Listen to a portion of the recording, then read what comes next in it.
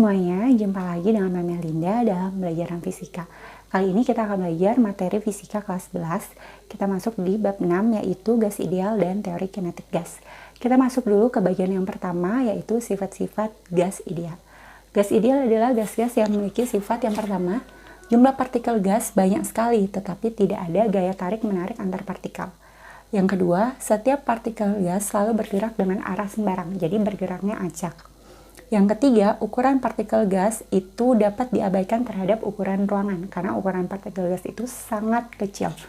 Yang keempat, setiap tumbukan yang terjadi adalah lenting sempurna. Yang kelima, partikel gas terdistribusi merata pada seluruh ruang. Yang keenam, berlaku hukum Newton tentang gerak. Sekarang kita masuk ke bagian yang selanjutnya, bagian B, hukum-hukum gas ideal.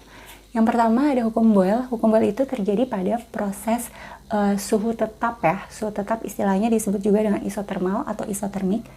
Jadi rumusnya adalah hasil kali antara tekanan dengan volume itu tetap. Jadi P1 kali V1 sama dengan P2 kali V2. Yang kedua hukum Charles itu terjadi pada tekanan tetap ya. Istilahnya namanya isobarik. Jadi kalau isobarik itu tekanan tetap. Rumusnya V1 per T1 sama dengan V2 per T2. Jadi kalau P dengan V ini berbanding terbalik, kalau di sini V dengan T dengan suhu, volume dengan suhu itu berbanding lurus. Yang ketiga hukum Gay-Lussac, proses pada volume tetap istilahnya isokorik. Ya, rumusnya P1 per T1 sama dengan P2 per T2. Jadi sini P dengan T-nya itu berbanding lurus. Nah, baru yang keempat, hukum gabungan antara Boyle dan Gay-Lussac itu dituliskan dengan P1 kali V1 per T1 sama dengan P2 kali V2 per T2. Dengan P itu adalah tekanan gas, V itu volume gas, dan T itu suhu gas. Yang perlu kalian perhatikan, T itu adalah suhu mutlaknya, jadi harus dalam satuan Kelvin. Sekarang kita masuk ke contoh soal. Gas neon yang volumenya 1 liter pada suhu 0 derajat Celcius dan tekanan 100 kPa, kPa itu adalah kilopascal ya, diberi tekanan hingga volumenya menjadi 0,25 liter dan suhunya naik menjadi 273 derajat Celcius. Tentukan besar tekanan sekarang. Tulis dulu volume awalnya itu 1 liter, suhu awalnya itu 0 derajat Celcius, ini convert ke Kelvin ya, jadi 273 Kelvin, tekanannya 100 kilopascal. Jika volume keduanya 0,25 liter dan suhunya itu naik menjadi 273 derajat Celcius, berarti ini 273 tambah 273 Kelvin ya, maka dia jadi 546 Kelvin. Maka berapa tekanannya sekarang? Oke, berarti ini kita pakai rumus hubungan PV dengan T ya, berarti ini jadi P1 kali V1 per T1 sama dengan P2 kali V2 per T2. P1 nya kita masukkan 100, P1 nya 1 liter ya. Kalau ditanya ini tidak diubah satuan volumenya, ini tidak perlu. Kalau V1-nya sudah liter dan V2-nya juga sudah liter, tidak perlu lagi diubah. Ya, yang kita ubah hanya suhunya saja karena harus dalam satuan Kelvin.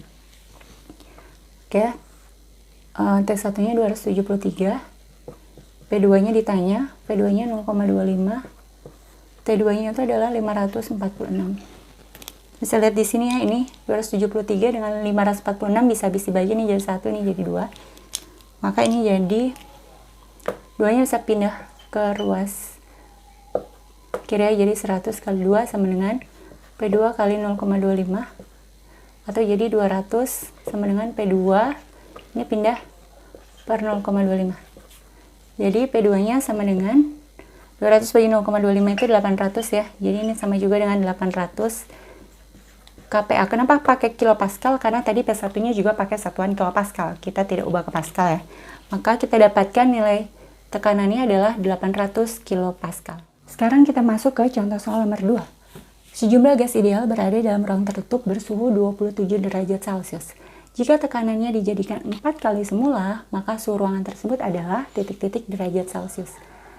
Jadi kita lihat pertama suhu awalnya 27 derajat Celcius, ini convert dulu ke Kelvin ya, jadi 27 tambah 273, jadi sama dengan 300 Kelvin. Tekanannya dijadikan 4 kali semula, jadi bisa kita tulis P2 sama dengan 4 P1. Yang ditanya adalah T2-nya berapa dalam derajat Celcius. Ingat, walaupun T2 ditanya dalam derajat Celcius, bukan berarti T1-nya ini tidak perlu kita ubah ke Kelvin. Tapi T1 tetap harus ubah ke Kelvin, nanti T2-nya kita dapat dalam satuan Kelvin, baru setelah itu kita ubah lagi ke derajat Celcius.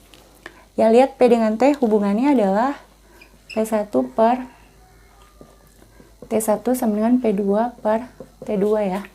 Seperti ini, atau bisa juga ditulis dengan P1 per P2 sama dengan T1 per T2 ya, karena dia berbanding lurus.